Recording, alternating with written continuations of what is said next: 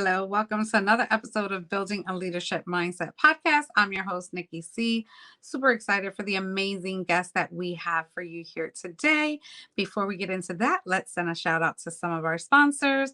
We have Jose Escobar with the Connected Leaders Academy. We also have Patrick Rude from Dirty Little Secret Society.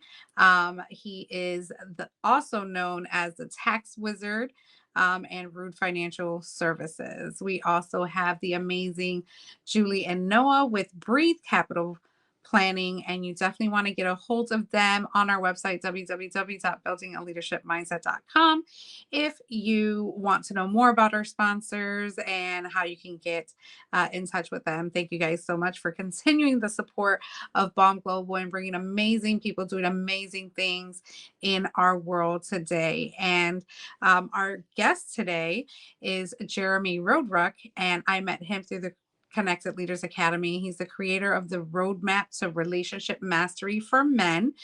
He is a husband, father, international champion, and sixth degree Kung Fu master, multi-time best-selling author, hypnotherapist, neuro-strategist, and consultant, author of the only parenting book with a money-back guarantee.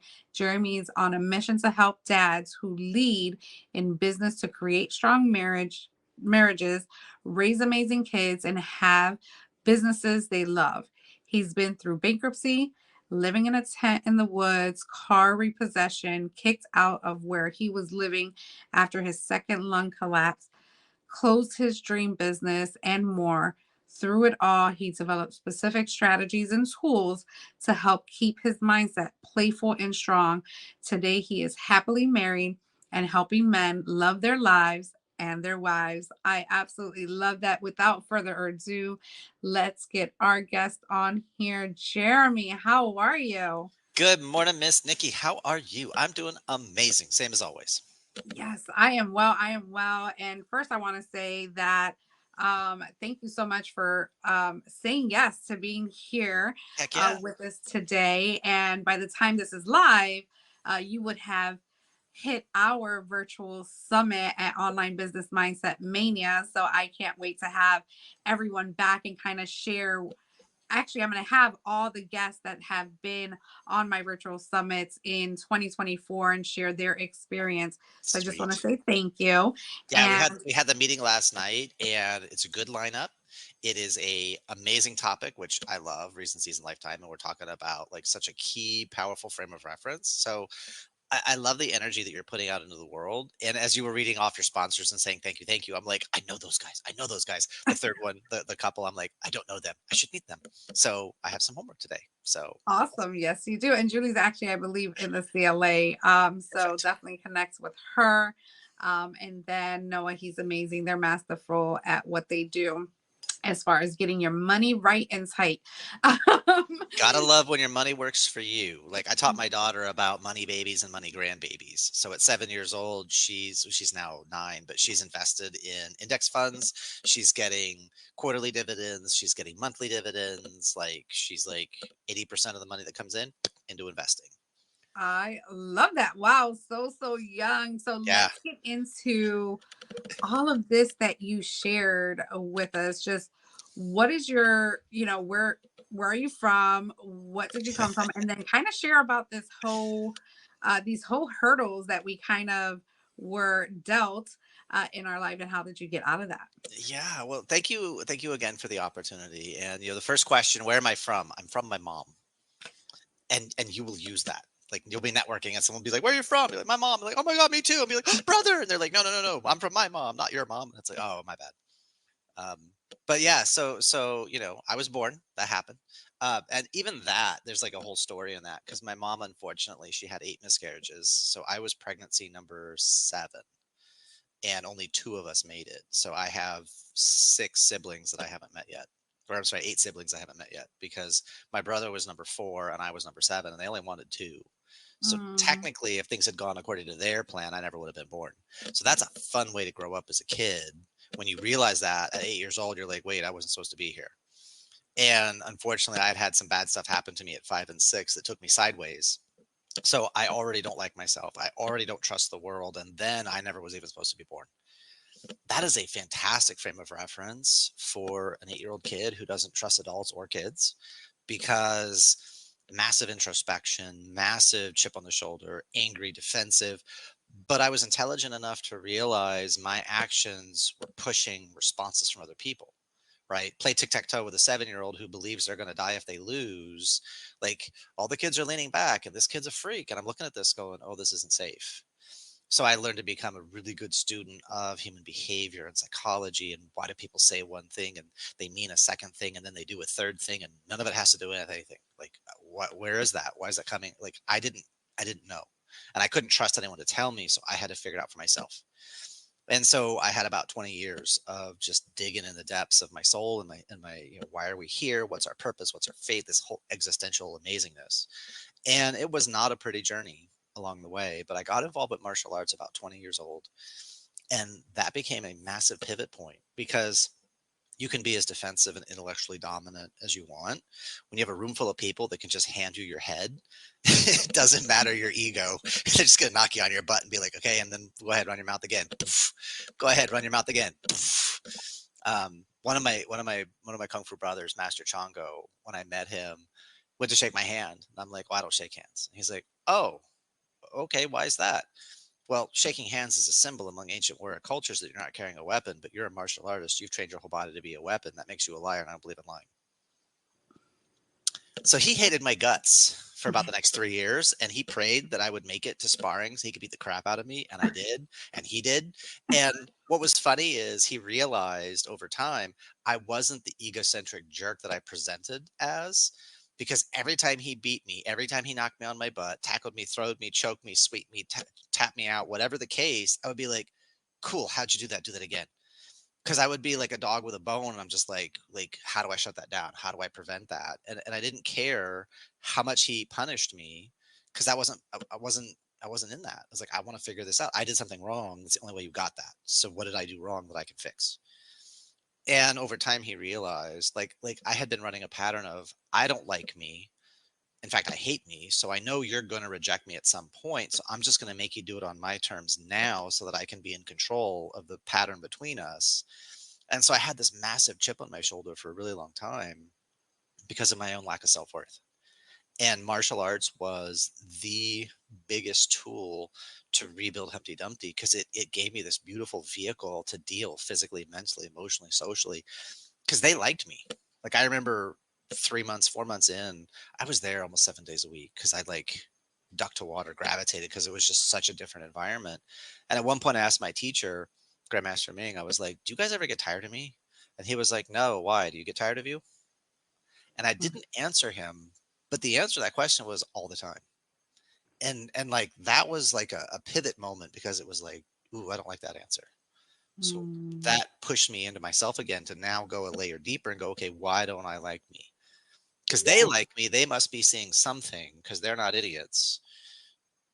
What are they seeing that I'm missing? How am I being an idiot in this dynamic? And that's how I began to unravel. And that led me on a journey of personal growth. I ended up master level certifications in hypnotherapy and neurolinguistic programming. Like, I had to get the answer for myself. Like, I had to get this resolved. Like, I don't really like the word fixed, because I wasn't broken, but I was like a computer running bad code and you're getting an error. Okay, well, what has to be true in my belief system, in my BS? What has to be true for me to end up at that result? And what could I change? What could I see in a new way? What are they seeing that I'm missing? Mm, And that opened up a whole world of new realizations. And that's been the pivot point. And so now, am I a coach? Am I a strategist? Am I a mentor? Am I a friend? Am I an ally, a tool, an asset? Yes, all the things. Like, I don't really put labels on it, because if you're struggling with something, I can probably help you make it better faster than you ever thought possible. Let's have a conversation and see where it takes us. oh Whether my we end up goodness. working long term or not is beside the point, right? Let's just build and then go.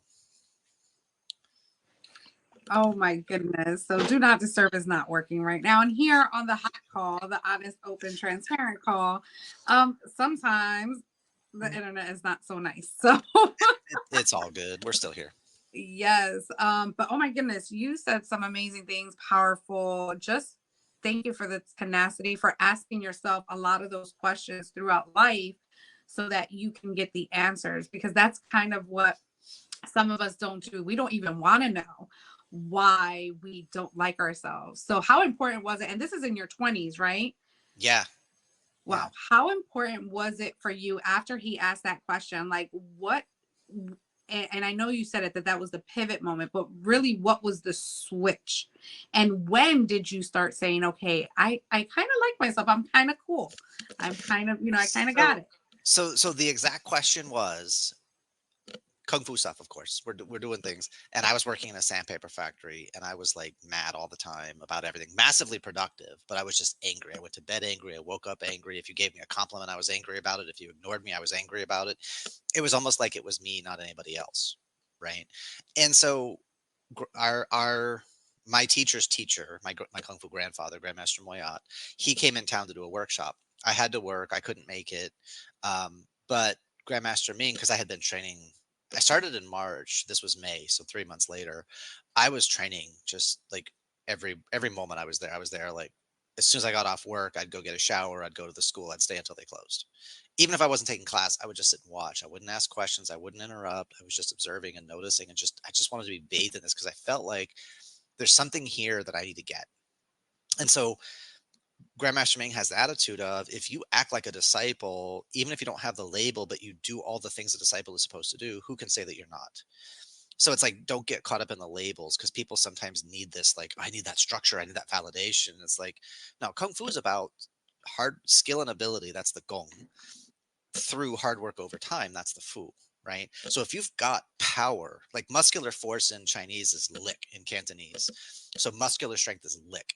To be strong or to be powerful is gong lick. So it's power in the muscular force. So gong lick is different than just lick. In Mandarin, you would say li. So it's like if you've got the goods, nobody can argue with you. It's self-evident. It's like the sun shining. And so Grandmaster Moyat came to do a workshop. I couldn't make the workshop, but Sifu invited me out for Kung Fu Life afterwards. And so we went to a pool hall because pool, you can talk about physics and angle and intentionality. There's a lot of mindset that gets revealed in how you play pool. And Grandmaster Ming heard me say something to myself about myself out loud that was derogatory. It was negative self talk. And he doesn't even remember doing this. Like years later, I told him the story. And he's like, I did that? Wow. But he stopped what he was doing. He looked me in the eye and he held my gaze for a second and he said, don't talk to yourself like that. And he just held it. And then he went back to what he was doing. And that was what woke me up to my self talk because I was so critical about everything. And there was this constant chatter, judging everything. I had this perfect person attacking everything, excoriating everything, not good enough, not right, could be better. It was just tearing everything apart. And so I started paying attention to my language. And I realize now I was hypnotizing myself into a set of filters because I was choosing unconsciously to filter everything negative, to filter everything not good enough, too much. It was always one of those two patterns. So there's this existential guilt that I was stuck with. And so I began to pay attention to my self talk, and working in the sandpaper factory was perfect because everyone left me the hell alone. I'm on my machine, do my job, do my job, do my job. So my body's doing a thing, left me a lot of time to meditate and just be present. And so I noticed my self talk and I began to start changing the language. I began to soften it. I began to add things like could, not should, not have to, not must, could, possible. Just softening a little bit occasionally, sometimes, every now and then. Just adding those little bits of soften created space inside me to breathe. Like literally, physically, just the tension started to come out of me. And if you've read The Body Keeps Score, if you've studied Jungian psychology, we keep a lot of our psychological stuff in our nervous system, in our physical system. And so as I began to change my language, I began to give myself mental room to breathe. It literally became physical room to breathe. It became spiritual room to breathe. And I started to be more gentle with myself. Being gentle with other people was easy because they're not as smart as me and they don't know as much as me and they're not as capable as me and they haven't done as much as me and they haven't pushed as hard as me and they haven't. But to be kind to myself. And that was when I started to realize I made a mistake and I didn't excoriate myself. I'm so stupid. I'm so dumb. I stopped punishing myself for being human. and I started treating myself more humanely.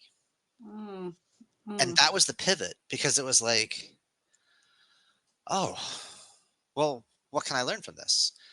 And that question opened up a whole new level of growth, because then, and this is from fighting too, you either win or you learn. You're mm, still alive, mm. right? Okay, cool. You got another quarter. You can play again. You can learn from this. What are you not going to do the exact same way? Because now you know what not to do, because you know what that gives you. Like, I don't process success or failure. I look at the success you're looking for and the success you're not looking for, because you did something and got result. You got feedback. That was a success that you were not looking for. When should you stop with the success Mhm. you don't want or the success you do want? Because a lot of people stop on the success they don't want.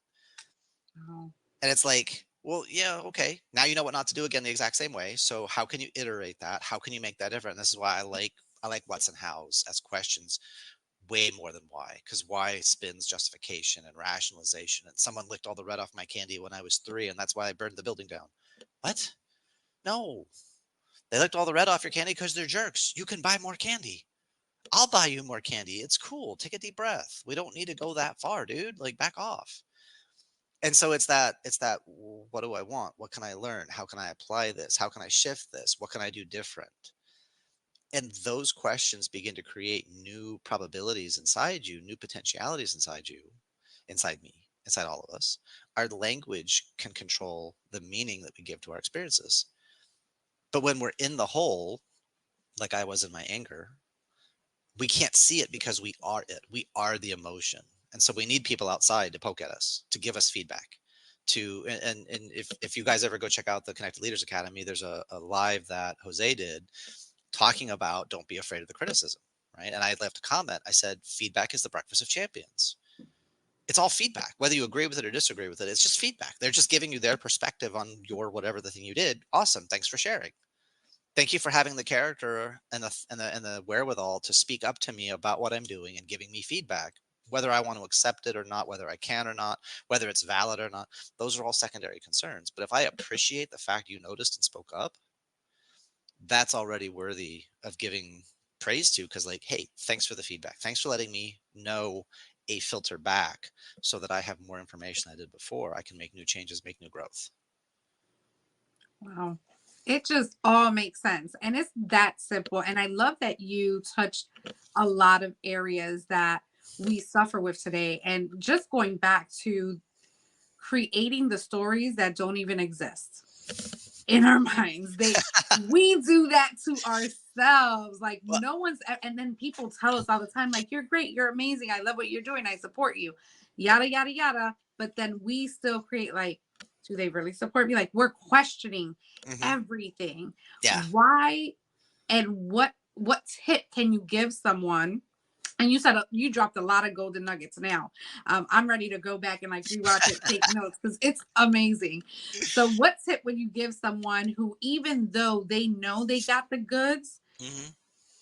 why or what can they do instantly to try to get them to like knock that inner hater out? Because Yeah, that's yeah, what I yeah. call her. Yeah, yeah. Well, the first thing to remember is this: all stories are true, but only some of them actually happened. Right? Mm, Because once we tell a story, it becomes a reality for us, and then it governs the games we play. Right? Everything I do, and you go back to the Bao in Chinese martial arts, we have the dragon, the invisible, and then we have the tiger, the visible. Zhou Qing Long Yao Ba Fu, left green dragon, right white tiger.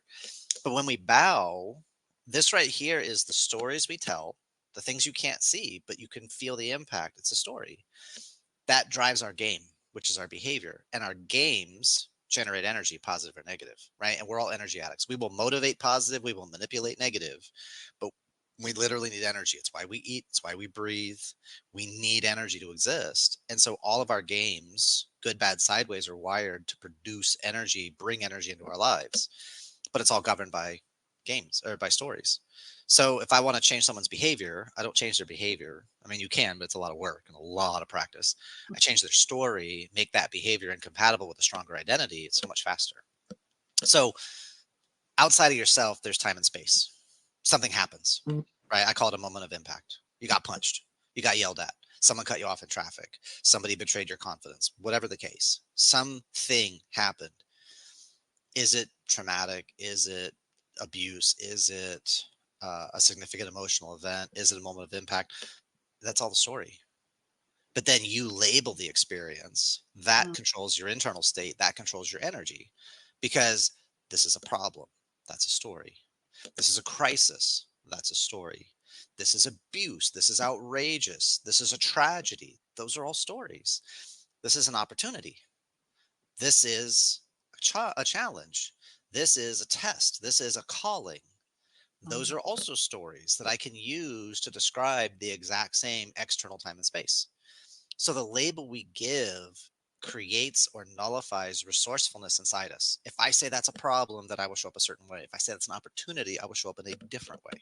mm, Neither of them are good, bad, right, or wrong. So when you have someone say something and you immediately cut that story down and go, that's not true, that's not real, I don't believe that, then the next question you ask controls your reality. And the question you want to ask yourself is, what does this mean? And then you follow up that question with, what else could it mean? And those two questions, you play them back and forth. You just sit there and hammer on what else could it mean? Literally write that stuff down because, well, this is a tragedy. Well, what does it mean? Well, it means life is unfair. Well, what else does it mean? Well, it means life is unfair. Yeah, you already said that. What else could it mean? Not does it mean? What else could it mean? People need to have better standards. Okay, cool. What else could it mean? People need to speak up. Okay, what else could it mean? I need to speak up, which is a different statement. People is projected external. I need to speak up. Ooh, there's some ownership in that. What else could it mean? I need to have better standards. What else could it mean? I have to look at what I'm tolerating and allowing in my life. Ooh, what else could it mean? I put myself in a situation where someone take advantage of me. Oh crap. What else could it mean? And you sit there and you keep hammering on what else could it mean? And you write it down because that stops you from looping. Because if you keep it in your head, the left side of your head only holds 7 things plus or minus two. So you can keep lists of like 5 to 9 things and then you start looping without realizing it. So it's like when people go into overwhelm, pause, write mm, everything down. Because when you write it down, you can't loop. So if you have 12 things, it'll feel like 87 because you loop unconsciously. Because after nine, you loop on yourself and don't realize it. Write it down. So what else does this mean? What else could it mean? What else could it mean? That keeps you open to potentiality, right? I had a client who was upset and struggling and just like not in a great place mentally. Well, what are you happy about? Nothing. Well, what are you proud of? Nothing. What are you grateful for? Nothing. What are you excited about? Nothing. I know he doesn't want to kill himself. So the fact that he has nothing to be excited, proud, grateful, or happy about. Oh, okay. What could you be proud of? My sons. Because when I asked could is potential. What are you is present state. And he's in a negative state, right? He's focused on overwhelm and overload and challenge and difficulty. So what are you feeling? Nothing. He doesn't want to admit, he doesn't want to associate, doesn't want to dig into those emotions. Cool. What could you be proud of? Now is a potentiality. It's we call it an opening a frame. I open his frame of reference to, oh, I could be proud of my sons. Well, what could you be proud of your sons about? They're getting stronger, they're getting taller, the fact they exist. I always want to be a dad. And now I've got him going into this place of gratitude. And now we're pulling out all this gratitude that he could choose to be grateful for, or he could choose to feel nothing. Which one's more fun?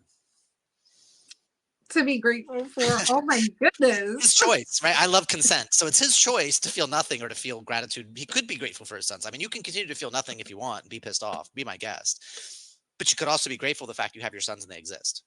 Mm, Right. I have a client right now who is in his early 50s who is at end of life care. I literally found out this morning, feeding tube, and he's in a group I'm in and he's posting to say goodbye. And it's like, oh, my heart.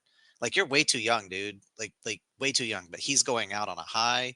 He got to spend time with his family. Like he's ending his life. And now he's like, how do I find the courage to let go? And I'm like, you find the gratitude in your life. You're going back to love, dude. Like, it's cool.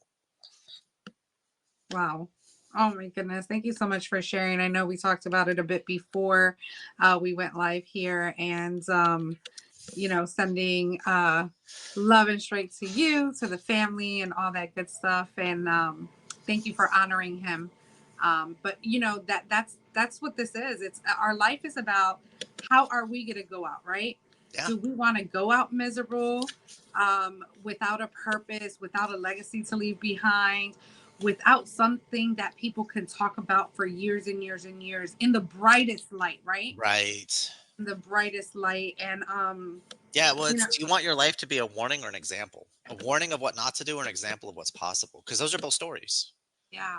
right? And we're wired. This is the thing, because I've worked with people, I've worked with kids 3 to 94. We are wired to win the game we're playing.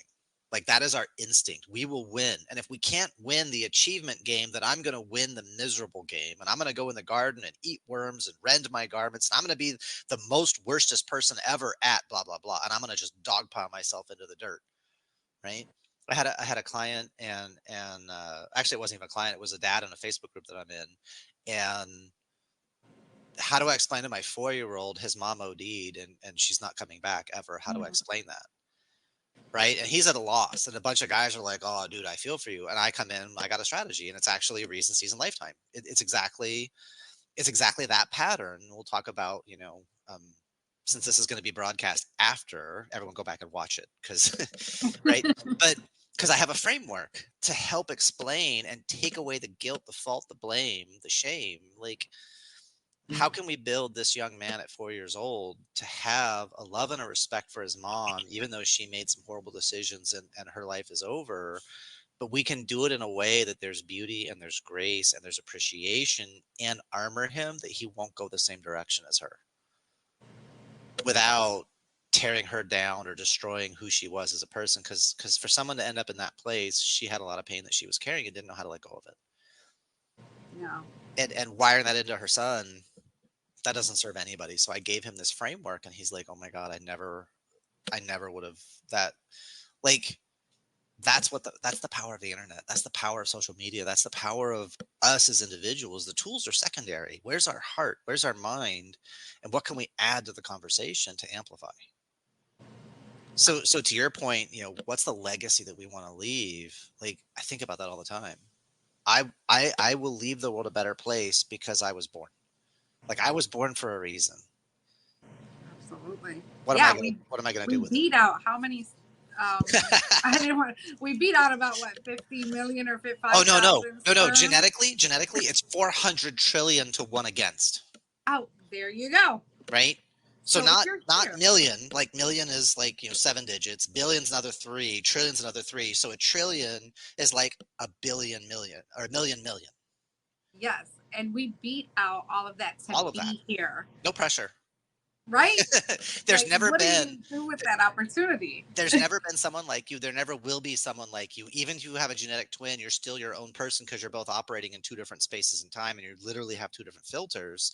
So you are a priceless work of art with a gift to share the world. No pressure. Just be your absolute best, and nobody could ever do it better than you, but no pressure.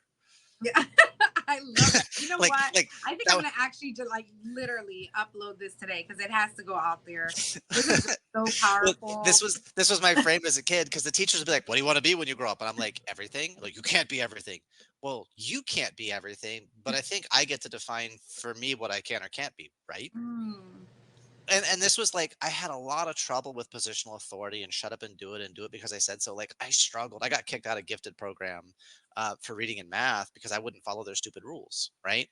In math, you do your 6 weeks of work, and then you put it into a binder, and then you turn your folder in, and then they give you a grade on the folder. Well, you already have my grades because I already turned this in. You already gave me the grades. You already have this information. This is stupid. I did it the first time.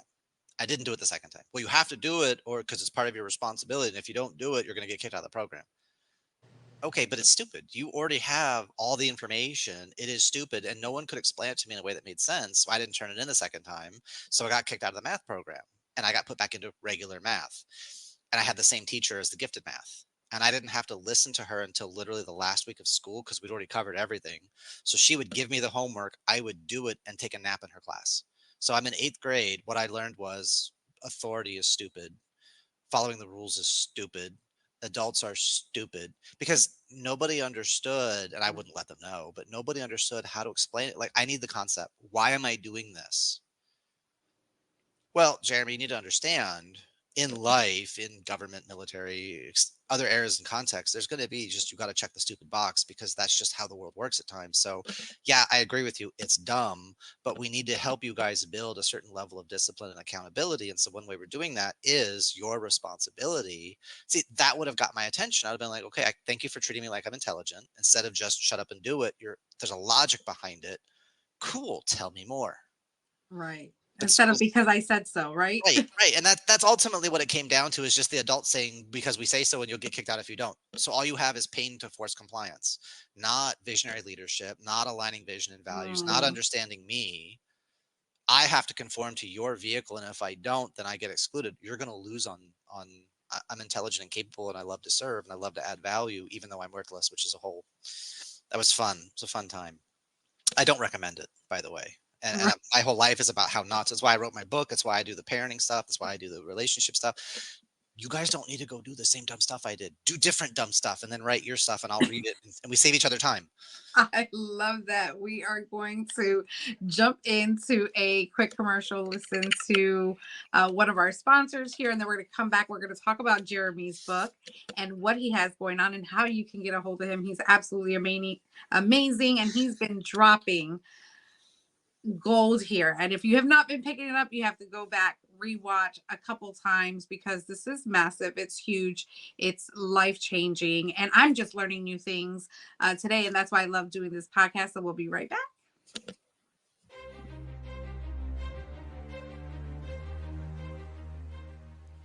Hi, my name is Jose Escobar, and I'm the founder and CEO of the Connected Leaders Academy.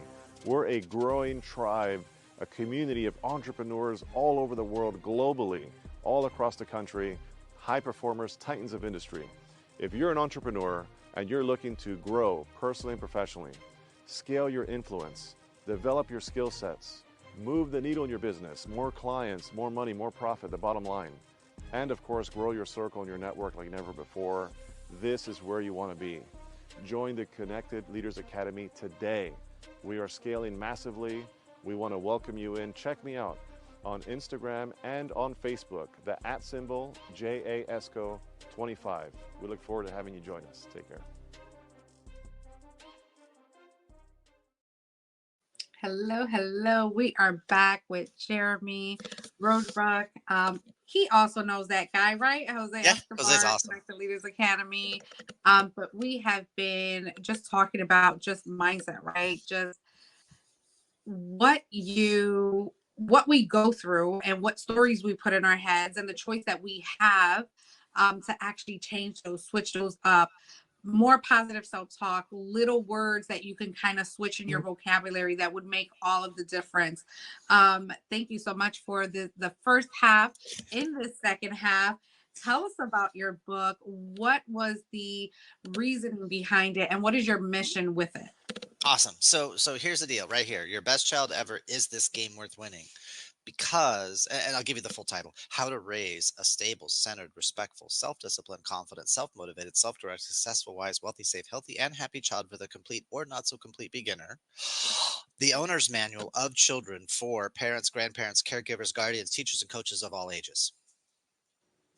So that's the full title, right? And this is book one. There's a second one, which is Your Best Child Ever. Is this story worth telling? I haven't written it yet, but it's already in my head. And it's the only parenting book right there. It says on the cover with a money back guarantee. And the reason I did that is I wrote this. I was single. I wasn't dating. I wasn't married. I didn't have kids.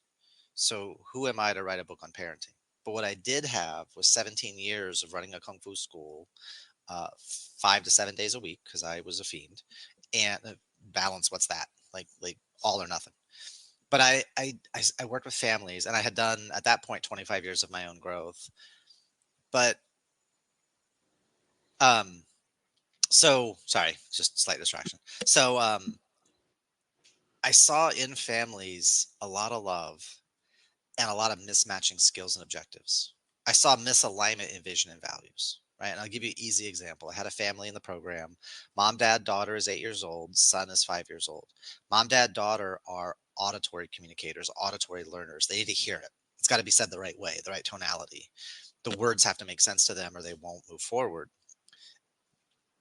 The boy is visual kinesthetic. He needs to see it. He needs to do it. He has a really hard time standing still because he wants to just go do the thing already. And so whenever they had a family dynamic problem, mom, dad, daughter want to sit down and talk it out. And he's in the chair melting because he can't not, like, I don't get it. Like, the words don't make sense. He can't create the mental picture from the words they're using because they're ahead of him. And so then he feels like nobody cares about him. And so at 5 years old, I'm already seeing the seeds and the cracks of patterns of behavior that if they don't get addressed at 15, he's going to be that disaffected. I don't care about anything. Nobody cares about me. Chip on the shoulder, defensive because I don't belong in my family. I don't fit. Nobody loves me. Mm. And none of that is true. It's just a mismatching in communication styles. And so we had a conversation and we were at a restaurant. And for 45 minutes, I kept him involved in the conversation because I was drawing pictures. It was an Italian restaurant. You get the crayons and the paper tablecloth. And so I'm like drawing stuff for him as we're talking. I'm using the salt shaker, the pepper shaker. I'm engaging and telling a story as I'm talking with mom, dad, daughter, but he can see because I'm pantomiming it, because I can adapt my communication. So I wrote this book because I had all these little games. Like, why do little kids run away from you? Because there's more energy in running away in the store than there is standing next to you. If you've ever been in a store and you're a toddler person, get on your knees and walk around. All you see is butts everywhere. Like, the displays aren't made for toddlers. And so this is really boring. And if I go stand next to mom and dad and I'm quiet and they're focused on their shopping, I don't exist. This is boring. If I run away, if I play the chase me game, I get energy. Whether mom and dad are happy or sad is secondary. I need energy first. We need a quantity of energy, and then we'll deal with quality, positive or negative. But if my energetic needs aren't being met, then I'm going to force it, manipulation, or motivate it, motivation, positive. So you want your kid to sit next to you in the store, acknowledge them. Oh, wow, look at you standing right there next to me being such a good listener. I love that. High five. Can you give me like 2 seconds? And then you like do a thing and you come, are you still paying attention and being helpful? I love that. You're incredible. I love you, kid. You're amazing. And if you keep validating them for doing the things that you want them to do, they're going to do them more often. If I get more Mm. energy by hanging out close to you, I'm going to hang out close to you. If I get more energy from running away, I'm going to run away. Like, it's simple because kids are like really egocentric and really deterministic at a younger age. Cool, align with that. But then I hear adults, well, I shouldn't have to. I'm like, okay, that sounds like a rule. You shouldn't have to. Where's that written? And Mm. so if your rules were working, your kid would comply and everybody would be happy, but your kid's struggling and you're struggling with your kid suggests, I'm not saying you're doing anything wrong, but it suggests to me there may be an easier way to play this game. And the other part of it is my dad read a book when I was a kid called Games People Play. And this book identifies all the dysfunctional manipulative games people play and how to break them. What it didn't do, here's a better game to play. And Mm. so when I was a kid and I'd be in my head about something, I'm an extrovert, but I learned to be an introvert because of the things I went through when I was younger. So I would do something dumb, and then my dad would say, "Well, you should have done this," and then I would say, "Yeah, but extenuating circumstance," and he would say, "Oh, well, then you should have done this." Okay, but really extra extenuating circumstance that I didn't really want to tell you about. Well, then you should have done that. Yeah, but then there was this other third thing. Okay, you're playing the yes but game. Come back and talk to me when you want to be serious. Now, Mm. he was accurate. I was playing a game of evasion, a bunch of stuff. There's reasons for that. But for him to label the behavior and put it into a box and then basically make me wrong, like, fine, I'm not going to tell you what's going on with me. You can talk to yourself. Have fun with that. And so from 13 to 26, I basically didn't talk to him except to tell him what I wanted, to get what I wanted from him, to manipulate him, because I didn't have any reason to have a relationship with him, because I felt like everything I said, he was judging. Doesn't matter what you say, it's what we receive. Mm. And so that was games people play. He had read the book in the 70s. He wanted to be a good dad. That was the level of technology. And so I wrote Your Best Child Ever as a counterpoint or an answer. It's not about games people play. We all play games. There's no escaping it. All children play games. My grandmother was 101 and a half when she passed, still playing games. It's endemic to our species. We play games, we tell stories. Cool. Align with it. Become a game master and a story master. And so I wrote, is this game worth winning? Here's the block. I have a box. All human behavior fits into a box of 4 parts. And we can talk about the objective science side of it. We can talk about the fulfillment side of, or the playful subjective fulfillment side. So it's like a science and an art. It's both. And it came out of the martial arts. It came out of a 1500-year tradition, but it also came out of my personal experience growing up. And it came out of Buddhist and Taoist knowledge base, but I'm also raised Catholic. So there's some knowledge in there too. Like, there's a bunch of different pieces. So my dad And I now see a lot of stuff, same heart, same mind, different methodology, different language, but the same result. Showing up to love the people in your lives and to serve them and to light them up and help remove barriers in their life, just different vehicles to do it. Mine's much more punch you in the face because I'm a martial artist. I love that. And how can people get a hold of the book? And how can people get a hold of you? And what do you have coming up? So best way to get a hold of me is just Google me. I'm the only Jeremy Roadruck on the internet. I'm most active on Facebook. I have some content out on TikTok, and I do reels, and I've got a YouTube channel at Jeremy Roadruck. Just go to youtube.com. So like those are the two places to get a hold of me. To like grab some time, leadlikeaking.com/book-now gets you 15 minutes, and we'll do it's a free strategy call. Like where you at, what's going on, and whether we work together or not, I'll point you in a direction because I've got a lot of experience in a lot of stuff. I've been doing this now almost 30 years. And again, 3 to 94, a lot of life circumstances. So the best place to get the book, Nikki, I'll send you the link because you can get the paperback directly from me.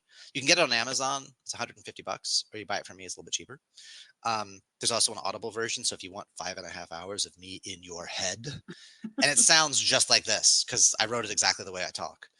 Um, Awesome. yeah. So that's that. And then really the coolest thing I've got right now, I put together a bundle. It's called the Ultimate Husband and Child Hack Pack. And it's taking the communication course that goes with the book, finally getting your kids to listen. And I walk you through how to figure out your kid the way they actually learn so you can communicate in their channels. Coupled with that, I put an intimacy guide. So how can you get more love and passion in your marriage or in your relationship? How can you really meet your partner at their needs? Because most couples are trying to align desire, and living life with moving targets. Trying to align desire is a nightmare, right? Mm. Because just schedules, time, workout, the minutia of daily life. So change that conversation. And I have it's a 75-minute watch it together and do the exercises, and you will transform your love life and really get what you need from each other with no manipulation, no fault, blame, guilt, shame, no withholding. Because it's like, I want to, if I light my wife up, she has more available to light me up. And if she lights me up, I have more available to light her up. It's a win win game. Right. And then you get a copy of my book, digital version immediately, paperback version. I'll sign it and mail it to you. And then I have 3 guides that talk about how to hack your husband. Because let's be honest, guys play for points. We can be gamed really easily. We just want to win. Kids play for points. They can be gamed. They just want to win. So getting your kids to play your reindeer games is not super complicated. Husbands are the same. We're just bigger toys and more defensive at times. But how do you hack your husband? There is a section in there. There's a report on basically love and passion in your relationship, and there's 6 different positions in a relationship. How do you get more love and passion, or how do you define where you want to be and your partner, you guys can get on the same page? Because not every relationship is going to be, screaming the rafters, banging it out 6 days a week. Not everybody wants that, not everybody needs that. So you got to find someone that aligns with you, so that it's like, oh, we're in simpatico and it's amplifying each other. Sweet, no fault, no blame. And then the last one is what I call the 5 to thrive. And it's really how to get clear on what do you need to be your best, and what does your partner need to be their best? Because if I know what lights my wife up and I just like make sure she has that, who loses? No And one. that's the whole point of creating games worth winning. The more I game my partner, the more alive and loved and passionate she feels. There's no loss there. And then she has that available, because if I demand she gives me something that she doesn't have, that's not going to happen. Or it's going to come at such a cost. There's going to be a back pressure. There's going to be a deficit to be paid later. There's going to be a debt. So if I make sure she has it, then she can give it to me. And if she makes sure I have it, then I can give it to her. That's a win-win. But if I demand, that only works with babies and parents, because the parents are on oxytocin, right? Once that drops, it's like there's actually a point where yesterday your baby threw up on you, you loved your baby. Today, baby threw up on you and you withheld love. You yelled, you reacted, you Mm. rejected. And that opens up a whole world of things for the parent as well as the child. It's necessary, because if we only ever got coddled and everything was always unconditional forever, we'd be monsters. Mm. So we need some pain, but the suffering is a second piece. Suffering is self-generated. Like this, the meaning we create and the punishment we create, that's the seed of our fault and blame and guilt and shame is that actual moment. But it happens in a microsecond and we don't notice. And so we can unravel that. That's part of the work I do with my one-on-one clients is we anger, fault, anger, sadness, fear, hurt, guilt, fault, blame, guilt, shame. We unpack and blow that out of a person's life so it doesn't exist. I don't need to guilt my wife. I need to have ownership. I need to have responsibility, and I need to have appreciation. Because if she's mad about something and she's like, I don't want to be this kind of wife with you, it's like, but this is what you're feeling. Thank you for your honesty, because then I can show up differently. And if you hide it from me, then I don't know there's a problem. I can't do anything. So thank you for giving me the awareness. I know that wasn't easy for you. Oh my goodness, that's just amazing. So I think I do have the link, so I'll be putting it in the show notes how you can get a hold of Jeremy and get a hold of this package, because you know what, gift yourself something for Christmas. If you know that there's challenges and you're going through something and an opportunity arises that can fix some of those things, why not? Why are we gifting ourselves things that are not giving us anything back? They're good, you know, they make you feel good, but it's only going to make you feel good for a moment, feel good for a lifetime.